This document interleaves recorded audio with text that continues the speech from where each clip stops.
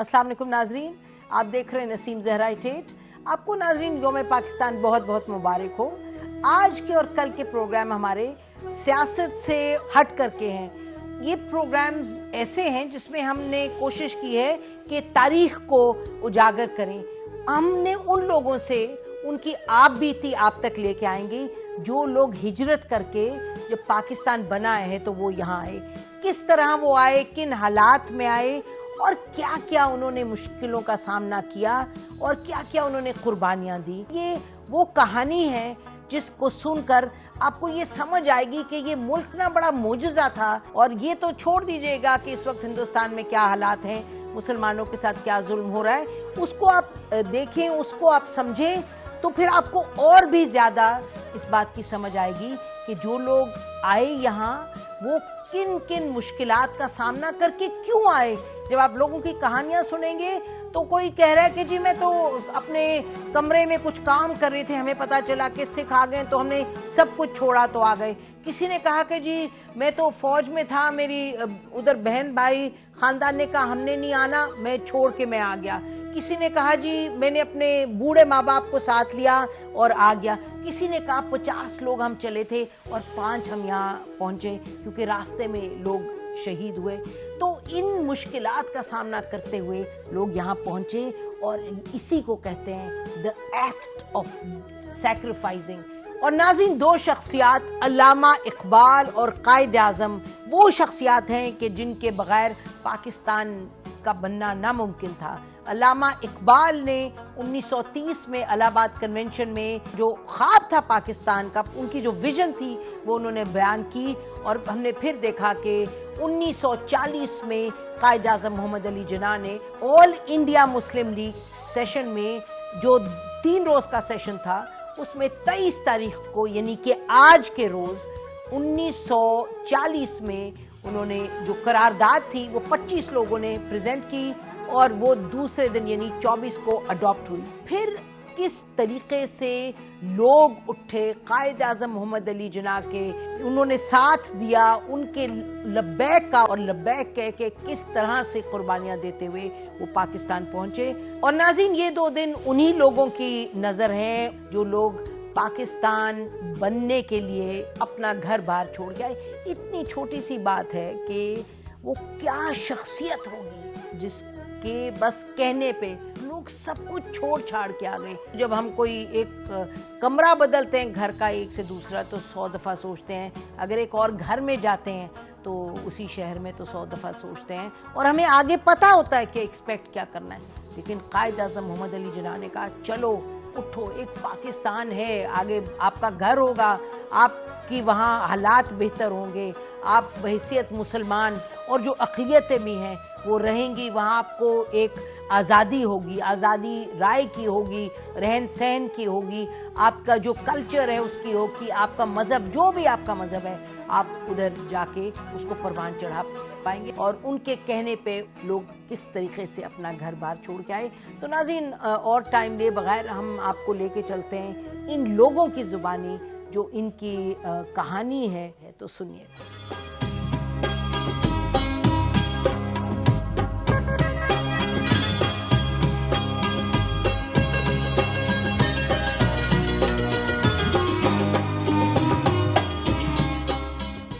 पाकिस्तान के क़याम के वक्त मेरी वालिदा बताती हैं कि वो लिटन रोड मोजांग में रहा करते थे और उनके घर के बिल्कुल सामने वाला घर एक सिख फैमिली का था और मोहम्मदन्स ने वहाँ पर आग लगा दी क्योंकि जो हिंदू थे वो मुसलमानों के घरों को आग लगा रहे थे और एंड वाइस वर्सा।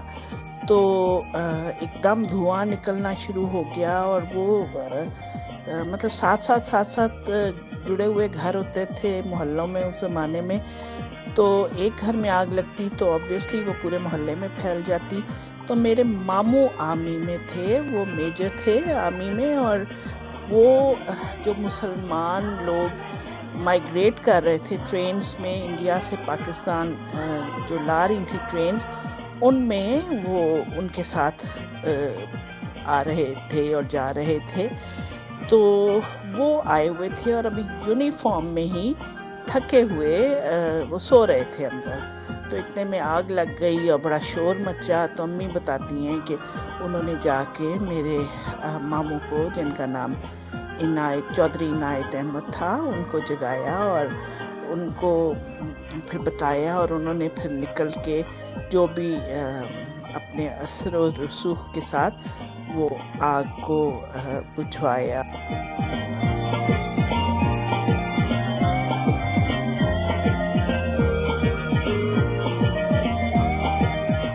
یہ قصہ میری mother in law Mrs Andy حسن نے سنایا کہ وہ لوگ وہ اور ان کے بہن بھائی چھوٹے سے تھے. دس از بیفور پارٹیشن.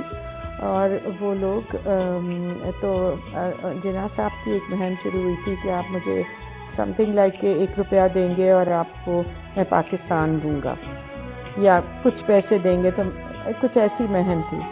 تو ان تینوں چاروں بہن بھائیوں نے سارے عیدیاں اکٹھی کی اور اپنے والد کو کہا کہ ہم قائد اعظم کو ملنے جانا چاہتے ہیں اور ہم ان کو خود ہی یہ پیسے دیں گے. تو بچوں میں سے ایک نے قائد اعظم کو خط لکھا کہ ہم اس طرح آپ کے پاس آنا چاہتے ہیں. And love and بیہولڈ Quaid Azam کی طرف سے ان کے سیکرٹری کا خط آیا کہ بالکل آئیں اور جناح صاحب آپ کو ملنا چاہیں گے. تو یہ لوگ چلے گئے اپنے والد کے ساتھ، تینوں چھوٹے بچے، اور تو وہاں جا کے ویٹ کر رہے تھے. تھوڑا سا انتظار کیا اور پھر قائد اعظم آ گئے اور وہ بہت خوش ہوئے اور انہوں نے بہت انکریج کیا کہ تم لوگوں نے مطلب آپ لوگوں نے اس طرح سے اپنے پیسے اکٹھے کیے ہیں اور سارا کچھ.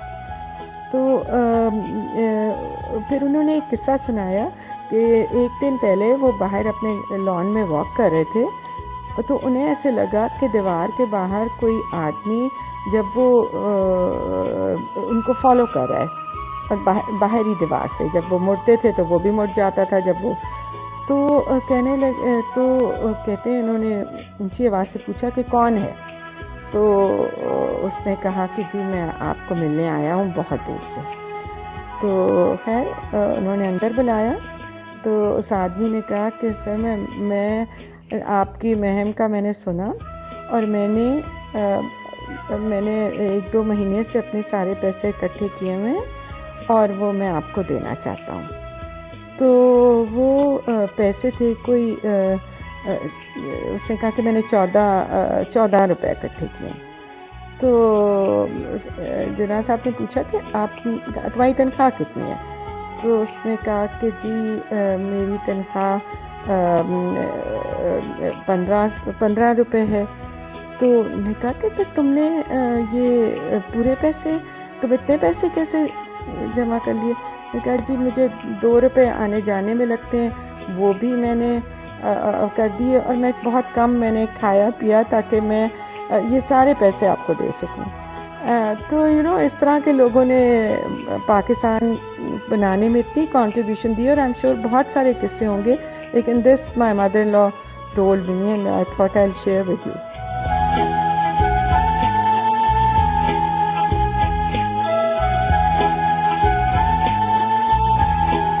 بزرگ تھے، ان سے ہم نے آپا ایک قصہ سنا تھا کہ دریائے راوی کے کنارے پہ وہ انڈیا کی سائڈ پہ وہ لوگ انہوں نے خیمہ لگایا ہوا تھا اور مائیگریٹ کرنا تھا. ابھی کنبہ تھا کوئی بڑا جس میں مرد بھی تھے، عورتیں بھی تھیں اور بچے بھی تھے، اور یہ جن سے ہم نے قصہ سنا یہ بھی ان بچوں میں سے تھے.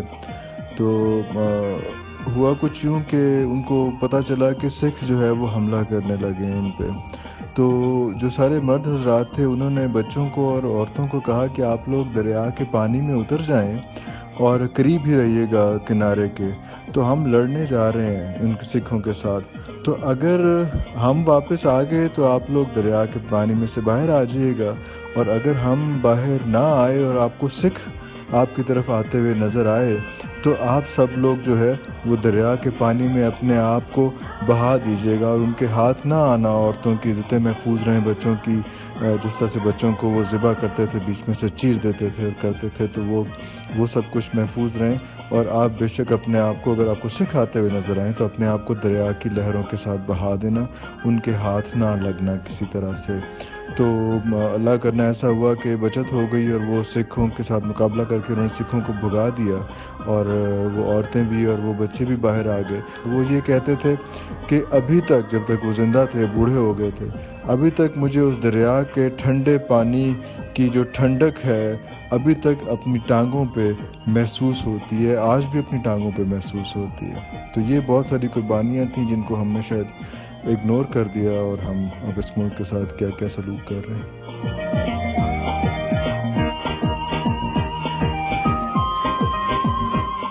مائی فادر وہ جب پارٹیشن ہوئی تو برٹش انڈین آرمی میں تھے، اور انہوں نے پاکستان آرمی کے لیے آپٹ کیا۔ ان کا حیدرآباد دکن سے تعلق تھا، اور کبھی یہ خیال نہیں تھا، وہم و گما بھی نہیں تھا کہ جی واپس جا کے اور اپنے والدین کو، بھائیوں بہنوں کو نہیں مل سکیں گے، تو سب کچھ چھوڑ چھاڑ کے یہاں پر آ گئے، اور اس کے بعد کبھی واپس جانا نہ ہوا۔ ان کے والدین کا انتقال ہو گیا، ایک بھائی کا بھی انتقال ہو گیا اسی دوران، اور پھر 65 کی جنگ ہوئی، اور 65 کی جنگ میں وہ بریگیڈیئر تھے اور سیالکوٹ سیکٹر میں تھے، اور جنگ ختم ہونے کے بعد جب ان کو بارڈر ری اپروپریشن کمیٹی کا وہاں سیالکوٹ کا سیکٹر کا پریزیڈنٹ لگایا گیا، تو ان کی ملاقات اپنے انڈین کاؤنٹر پارٹ کے ساتھ ہوئی۔ تو انہوں نے کہا کہ میرے والد کا نام لیا، بریگیڈیئر حامد، آپ کے بھائی بھی ہیں یہاں پر، کرنل خورشید حسین، میرے چچا یعنی کہ جو انڈین آرمی میں تھے، would you like to meet ہم؟ تو میرے والد نے انکار کر دیا کہ میں نہیں ملنا چاہتا، اور وہاں سے واپس چلے آئے میٹنگ ختم کر کے اپنی۔ سو یہ قدریں تھیں ان لوگوں کی، بے شک بھائی سے ملاقات ہوئے کتنے برس ہو گئے تھے، اور اس چاہت کو ایک طرف رکھتے ہوئے اپنے اصول، اپنی وردی کی جو ذمہ داری اور جو اس کی لائلٹی کی قدریں تھیں، ان کو سراہتے ہوئے انہوں نے انکار کیا۔ تو ان قدروں کو لے کر یہ لوگ پاکستان آئے تھے، اور پاکستان ان لوگوں نے بنایا، اور انہی چیزوں کو ہمیں سامنے اپنے رکھتے ہوئے اب دیکھنا ہے، اور پاکستان کو دوبارہ اسی طرح سے شاندار بنانا ہے جس طرح سے اس کا قیام کیا گیا تھا۔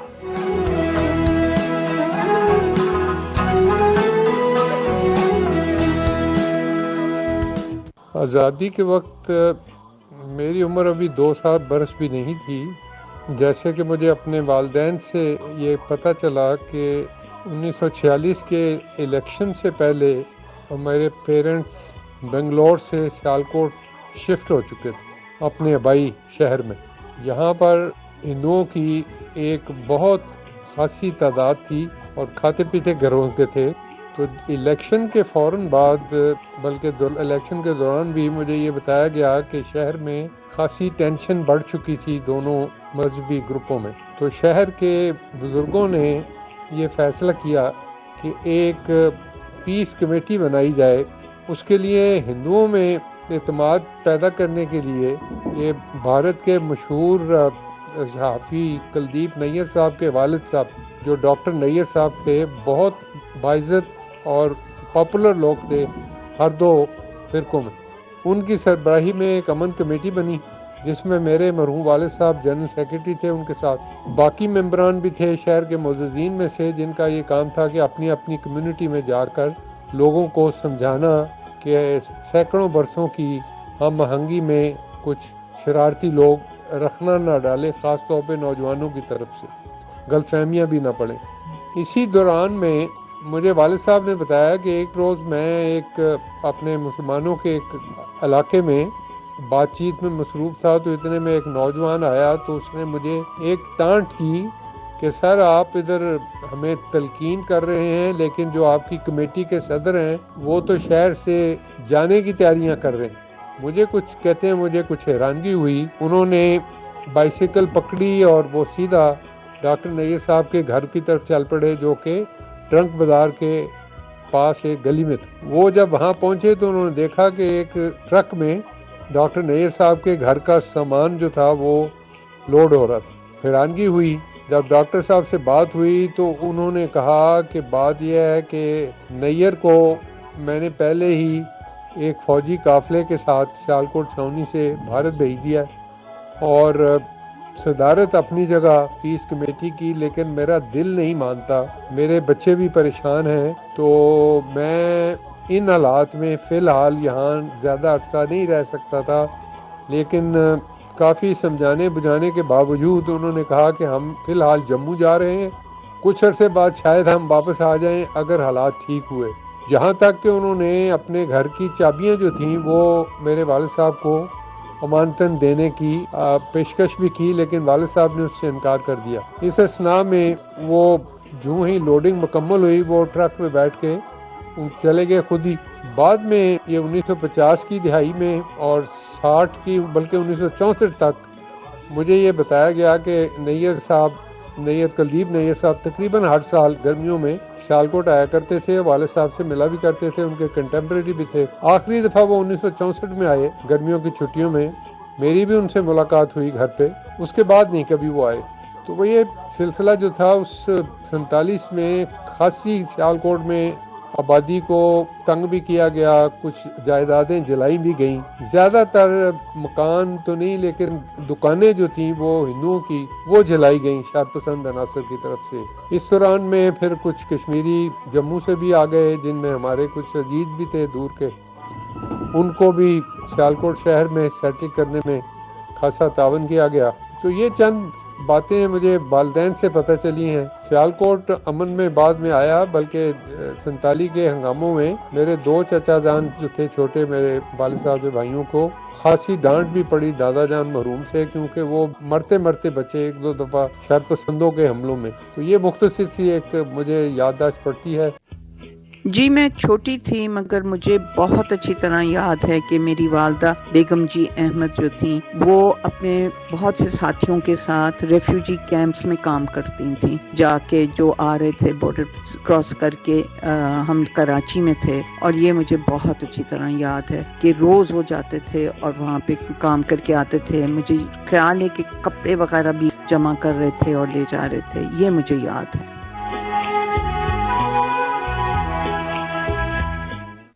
1948 ارلی 1948 میں ابا نے شیعہ کالج لکھنؤ سے انٹرمیڈیٹ کیا ہوا تھا اس وقت، اور ان کو ہمارے دادا نے اکیلے روانہ کر دیا تھا وہاں سے. وہ کھوکھرا پار کے راستے ٹرین سے یہاں پہ آئے تھے، اور یہاں کچھ رشتہ دار جو پہلے ہی سے آ گئے تھے، اور مارٹن کوارٹرز اور جیٹ لائنز کے چھوٹے چھوٹے کوارٹرز میں تھے. یہ سب لوگ بہت اچھے اپر مڈل کلاس لوگ تھے.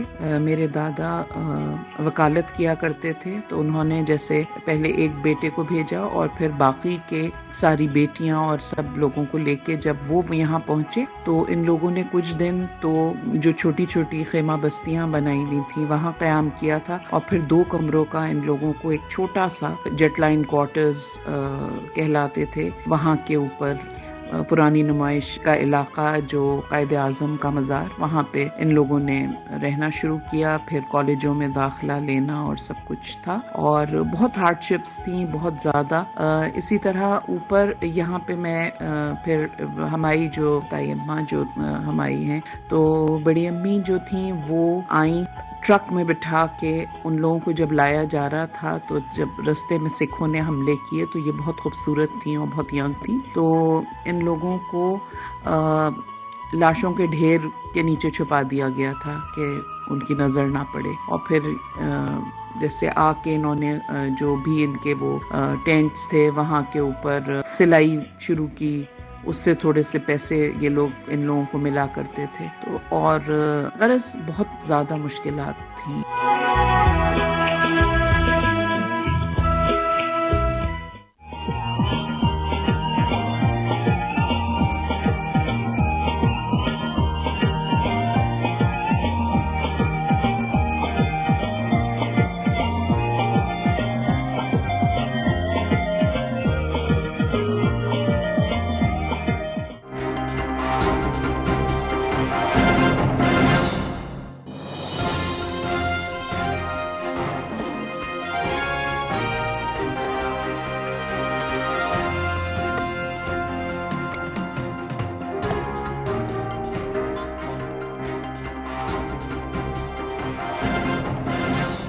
ویلکم بیک ناظرین.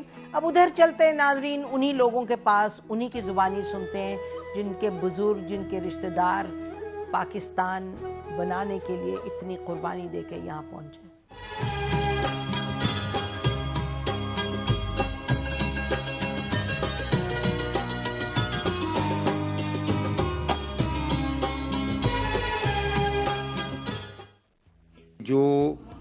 اس وقت میرے پیرنٹس جو تھے وہ نوبیاہتا شادی شدہ جوڑا تھے، اور اس کے بعد ان کی گود میں میرے بڑے بھائی جو کہ اس کو 6 مہینے کے تھے وہ ان کی گود میں تھے، اور میرے والد صاحب میرے دادا جو ہیں وہ پولیس انسپیکٹر تھے، اور وہ اس علاقے میں رہتے تھے which was part of the Gurdaspur district. تو سب کی امید یہ تھی کہ اگر لاسٹ جو ریڈ کلف ایوارڈ ہے وہ اگر نہ آتا یا اس کو صحیح طریقے سے امپلیمنٹ کیا جاتا تو گرداسپور کی وہ ڈسٹرکٹ جس میں مسلم پاپولیشن بہت زیادہ تھی وہ پاکستان کا حصہ بننی چاہیے تھی۔ تو اس حوالے سے میرے فادر نے پھر دادا نے ان کو کہا کہ جب سکھوں نے اور ہندوؤں نے اور کرپانے لے کے وہ مسلمان آبادی کے اوپر حملہ آور ہوئے، اور یہ بھی میں بتاتا چلوں کہ وہ جس جگہ پہ رہتے تھے اس گاؤں کا نام ہے راہوں، اور اس حوالے سے میں نے پھر وہ بات کی ہے والدہ سے بھی، اور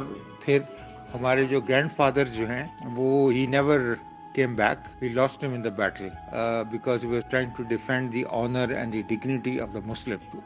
ان نامساعد حالات میں کے اندر پھر میرے والدین جو ہیں وہ وہاں سے، اب میرے فادر نے سب نے مل کے وہاں سے پھر ایک پاکستان کا سفر شروع کیا، اور اس میں دلچسپ بات یہ ہے کہ اس سارے کمیونل جھگڑے کے اندر جب خون اور فساد کی جنگ ہو رہی تھی اور نہریں بہ رہی تھیں، اس وقت ایک ہندو جو میرے ابا جی کا دوست تھا، میرے مرحوم والد مجھے بتاتے ہیں، انہوں نے ہیلپ کی ان کی میرے والد کو کہ وہ ایک ایسا ٹرک لے لیں یا ایک ایسی جیپ لے لیں جس کے اندر سے جس کے بڑے بھائی بھی تھے، میں تو بورن نہیں ہوا تھا اس وقت، تو ان سب کو انہوں نے وہاں سے ریسکیو کیا، اور پھر وہاں سے لے کے وہ پھر واگا کے راستے جو ہے وہ پھر لاہور پہنچے۔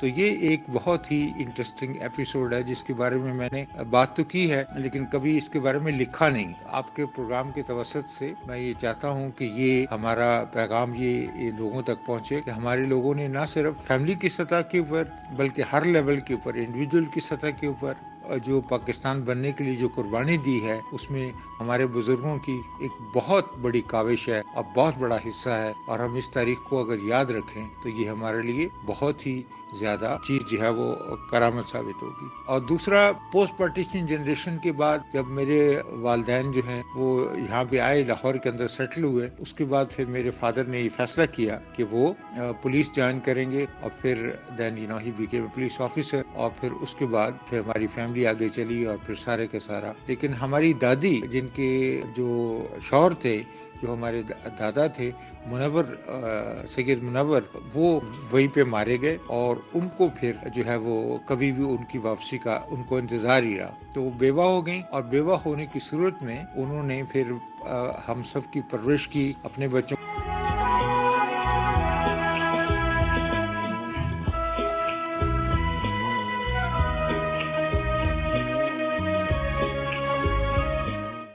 جب یہ سارا انسیڈنٹ ہو رہا تھا تو میری امیجیٹ فیملی، مائی مدر اور میری خالہ، ان کے گھروں میں سکھ آ گئے تھے، تو ان دنوں چھت پہ تندور ہوتا تھا یہاں پہ، تو میری دے ور ینگ، آئی تھنک 12-13، تو میری ایک خالہ چھوٹی اور میری ماں، وہ تندور میں انہوں نے گھس کے جان بچائی، اینڈ سکھ جو میری نانی اور ان کی خالہ کو انہوں نے ان کو شہید کر دیا، اور یہ چھپ کے انہوں نے جان بچائی۔ اینڈ مائی فادر کیونکہ امرتسر میں تھے اور باقی فیملی آگے بھی تھی، تو یہاں جب پہنچے تو وہ سمجھے کہ مائی فادر بھی شہید ہو گئے ہیں، تو ان کے لیے وہ کل کر رہے تھے یا دعا کر رہے تھے۔ تو he arrived about when he arrived, تو ان کے لیے وہ سارے فیملی بیٹھی ہوئی تھی، محلے والے لوگ بیٹھے ہوئے تھے کہ وہ تو وہاں شہید ہو گئے ہیں، تو ہی کیم بیک۔ ہمارے بزرگ اکٹھے ہو کر آئے، اور اس وقت جو ہمارے پرائم منسٹر تھے ان سے ملنے پہنچ گئے یہ لوگ، کوئی رشتہ داریاں بھی تھیں، کوئی طرفداری بھی تھی، تو پہنچ گئے پرائم منسٹر کے پاس، اور اس وقت پرائم منسٹر سے چودھری صاحب سے انہوں نے ریکویسٹ کی، پرائم منسٹر نہیں تھے میرے خیال، چودھری صاحب اس وقت ہی منسٹرس ہم اس وقت تھے، ان سے ریکویسٹ کی کہ چودھری صاحب آپ یہ جو ہماری ساری برادری ہمارے ہے نا عزیز رشتہ دار، ان کو آپ یہاں پہ نا 2-3 گاؤں ہمیں الاٹ کر دیں، تاکہ ہم سب اکٹھے رہیں جس سے ہم مشرقی پنجاب میں رہ رہے تھے. تو ان کا جواب بڑا زبردست تھا. انہوں نے کہا, میرے والد دادا جو سینئر موسٹ تھے, انہوں نے کہا, میاں جی جی تھانوں میں سارے پنڈ دے دیں آتے جڑی اینی خلقت اٹھ کے آ رہی انہوں نے کتنے رکھا, وہ سارے ہی پاکستانی. انہوں بھول جاؤ جڑا تواڈے کول اوتھے جس نے کیڑا تسی اتنے رہندے سی, ہن پاکستان ہے تہاڈا, اتنے سارے تواڈے بھرا نے, سارے مل کے رہنا ہے. جڑا بھی پنڈ دا جتوں بھی آیا تسی مل کے رہو تاکہ تانوں نویں طریقے نال نویں پاکستان دے نویں طریقے نال اپنی قوم نوں بڑھاؤ.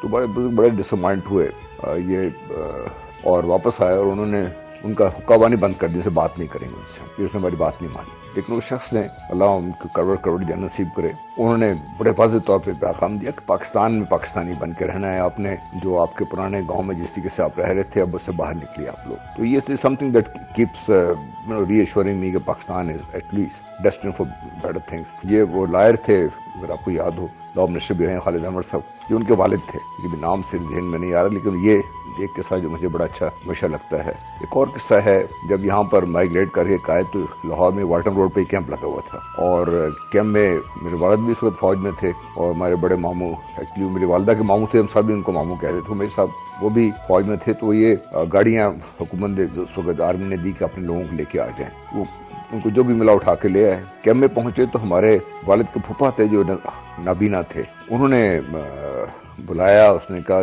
کاکا گل سنی, کاغذ پینسل لیا.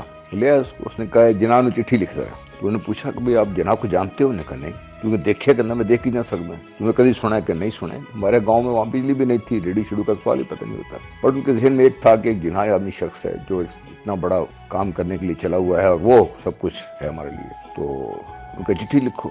وہ چٹھی لکھنا شروع ہوئے. اس نے کہا, جی جناح نو لکھ دے کہ باب علم دین دے چاول اور شکر تے دودھ ختم ہو گیا, یہ بندوبست کر دے, کیونکہ میرے دند ہی کام نہیں کرتے. That was the kind of confidence people had in Jinnah, جن کو انہوں نے دیکھا نہیں تھا, سنا نہیں تھا, ان کے بارے میں کوئی تعلیم نہیں تھی, پڑھ لوگ تھے بیچارے, لیکن یہ کانفیڈنس تھا ان کا. I hope this too can suffice. اگر چاہتے ہیں ایک اور قصہ میں آپ کو نوٹ کرا دیتا ہوں. ہمارے جو دادا تھے سب چھوٹے بھائی, جب سارا گاؤں چھوڑ کے نکلا ہے کہ ہم جا رہے ہیں, وہ تو پتہ لگا جی وہ ساتھ نہیں ہے. ان کو ڈھونڈتے پہنچے تو اپنے گھر بیٹھے ہوئے تھے. اس زمانے وہ ہاتھ سے مشین سے سیویاں نکال کے بنائی جاتی تھی آٹے کی, تو سیویاں پکا رہے تھے بیٹھے اپنے لیے. انہیں کہا کہ بھئی تم چھوڑ کے چلو ادھر. انہوں نے کہا میں نہیں جانا تھا, میں اتنے ہی رہنا ہے, میں نہیں چھڑنا تھا. پہلے وہ ان کو زبردستی باندھ کے اٹھا کے لے کے آئے, وہ ساتھ آئے. بہرحال تو یہ چیزیں ہیں جو ذہن میں نقش ہو جاتی ہیں عقائد کے بارے میں. پھر محمد علی کا جو رویہ تھا ہمارے بزرگوں کے ساتھ, پاکستان میں پھر پاکستانی بن کے رہنا ہے آپ نے.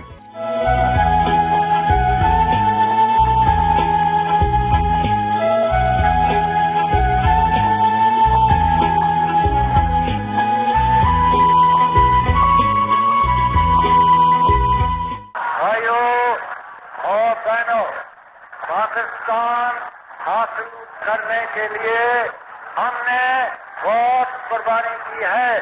اللہ تعالیٰ نے ہمیں قربانیوں نے کی بدلے آزاد کی نعمت دی ہے.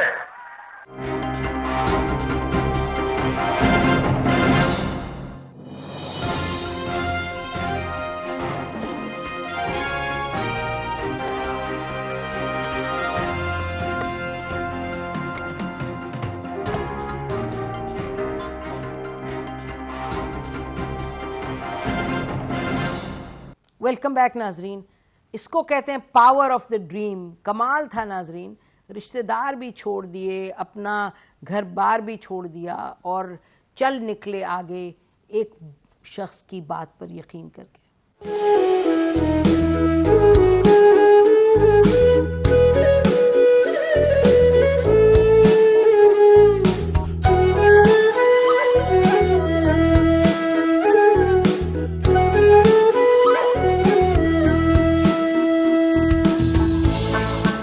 مجھے یاد ہے میری امی کو جب پتہ چلا قائد اعظم کے انتقال کا تو وہ بے ہوش ہو گئی.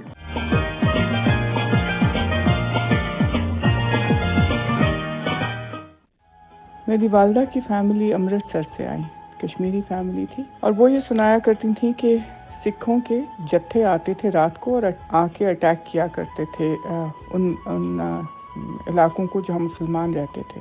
تو ان کا ایک مسلمانوں کا یہ ایک طریقہ تھا. اس وقت فون وغیرہ پتہ نہیں کتنے تھے یا نہیں ہوں گے اس وقت, آبویسلی وہ اوپر چھت پہ جا کے، اور چھتوں پہ انہوں نے بڑے بڑے ڈرمز رکھے ہوئے تھے اور وہ بجاتے تھے تاکہ اگلے لوگوں کو خبر ہو جائے کہ یہ آ رہے ہیں، کوئی جتھا آ رہا ہے اٹیک کرنے کے لیے، تو تاکہ وہ اپنی حفاظت کر سکیں۔ تو والدہ میری بتاتی ہیں کہ ایک دفعہ گھر میں کوئی مرد نہیں تھا اور ان کو یہ آوازیں آئیں، یہ لوگ رات کو آتے تھے، کبھی ٹارچز لے کے آتے تھے اور آگ لگانے آتے تھے، تو ان کو اوپر جا کے تیسری منزل پہ کوٹھا تھا کہ وہاں کہتی ہیں کہ میں بہت ڈرتے ہوئے گئی، میں چھوٹی تھی لیکن کیونکہ اور کوئی بھی نہیں تھا میں نے جا کے وہ ڈرم بجایا تاکہ باقی لوگ اپنی حفاظت کر سکیں۔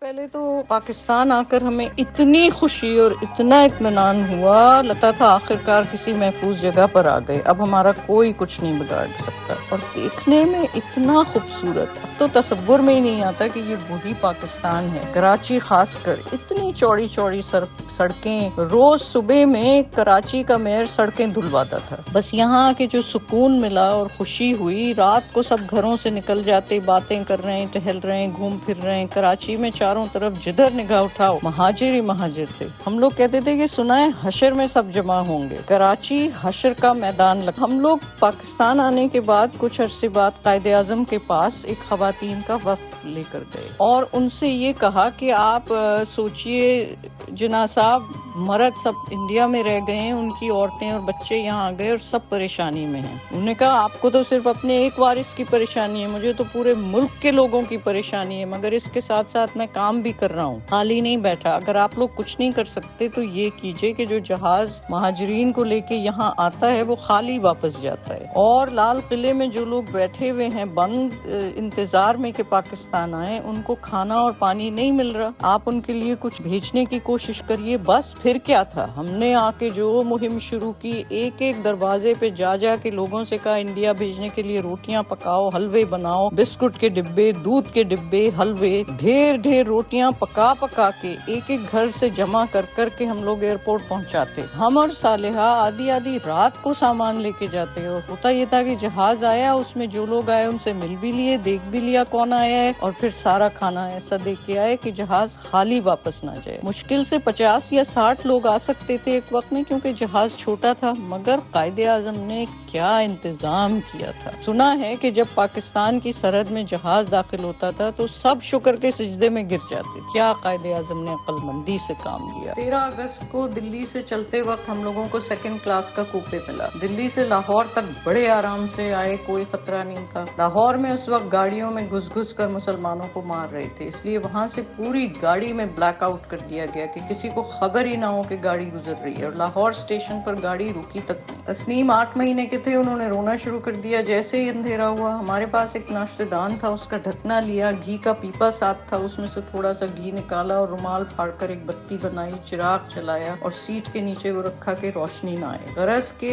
صبح 7:30 بجے ہم لوگ بھاولپور پہنچے۔ رات بھر اتنا ڈر لگا، تینوں بچوں کو سیٹوں کے نیچے اور لٹایا بھیا، اور ہم ساری رات بیٹھے دعائیں اور وظیفے پڑھتے رہے، آنکھوں میں رات کاٹی۔ اب جو بھاولپور پہنچے تو وہاں تو ایک زبردست جشن کا سما تھا، ڈھول بج رہے تھے، لڈی ڈانس ہو رہا تھا، لوگ دودھ لیے کھڑے تھے، بچوں کو گلاس بھر کے دودھ پلا رہے تھے۔ ہم لوگوں کی تو خوب خاطر تواضع کی گئی، تب جان میں جان آئی، خدا کا شکر ادا کیا، اور وہ خوشی جو اس وقت ہم لوگوں کو ہوئی ویسی اس سے پہلے نہ اس کے بعد آج تک محسوس ہوئی۔ اسٹیشن پر صرف مرد تھے، بسکٹ اور دودھ لا کر پوری اسپیشل ٹرین کو بانٹا گیا۔ جب ہم پیر پہنچے تو وہاں دوپہر ہو گئی تھی، وہاں مرغی کا سالن، روٹی، پلاؤ، پورے ریل کے مسافروں کو کھانا کھلایا اور پلایا گیا۔ لوگ لیے کھڑے تھے، اس قدر خوشی کا عالم تھا کہ بچے کھڑے تالیاں بجا رہے تھے اور بڑے ناچ رہے تھے۔ وہاں ہم لوگ 3-4 گھنٹے ٹھہرے۔ حیدرآباد کے بعد جب کوٹری پہنچے تو اسٹیشن پر کھانا دیا گیا، ہم لوگوں کو ڈبوں کے اندر لا کر دیا گیا۔ ہم لوگ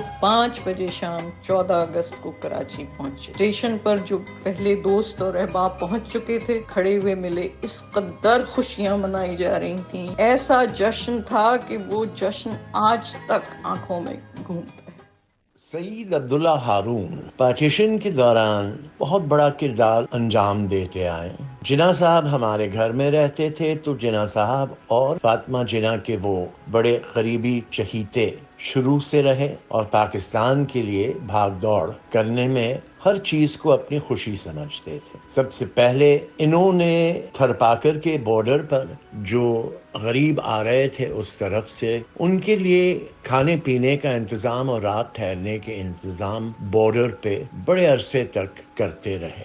اس کے علاوہ چھپ چھپا کر سڈنی کاٹن کے ساتھ حیدرآباد کی جہازوں میں جاتے تھے رات کے وقت سامان نظام حیدرآباد صاحب کو دینے کے لیے. اس کے علاوہ انہوں نے کئی جگہ جہاں میرا خیال ہے ہندو چلے گئے بغیر اپنے گھروں کا کوئی فیصلہ کر کے انہوں نے ان گھروں کو مسلمان کے جو آئے تھے وہاں سے ان کو برنز روڈ پہ خصوصی طور پر پاکستان چوک اور ان علاقوں میں مفت گھر دلوائے اور ان کے لیے آسانی کی. یہ اور کئی ایسی باتیں وہ کرتے رہتے تھے پاکستان کی بہتری کے لیے. جی ناظرین، یقیناً آنکھیں بھر آتی ہیں. انسان سوچتا ہے کہ کمال ہے جس کو کہتے ہیں کہ ہیومن لمٹس کو بریک کر کے آپ آگے نکلے، اور کس طرح سے یہ لوگ جن کی آپ کہانیاں سن رہے تھے. کل انشاءاللہ اسی کو جاری رکھیں گے. یوم پاکستان پھر آپ کو مبارک ہو. کل ملاقات ہوگی. خدا حافظ. پاکستان زندہ باد. ہمیں پاکستان کو قائم رکھنے کے لیے ابھی اور قربانی کرنا ہوگی. مسلمان مصیبت میں گھبرایا نہیں کرتا.